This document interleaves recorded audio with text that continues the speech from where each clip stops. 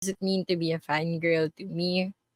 Um, it's basically an ano ba, an unconditional love for the group that you stan.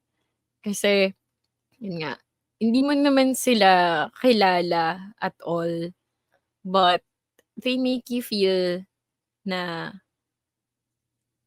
parang ang tagal niyo ng magkakilala, parang ang tagal niyo ng magkabarkada, friends, ganyan.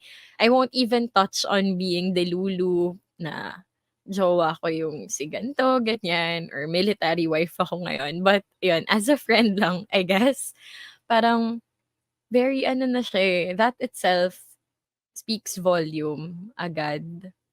So, yun, parang kung hindi ako naging fangirl, feeling ko lost ako in a way. Kasi wala akong nilu forward to or medyo ano ba, um, parang hindi ko lang nai-imagine yung sarili ko ngayon na not being in the magic shop. Life would definitely be weird if I didn't enter the fandom or if I didn't become a fangirl.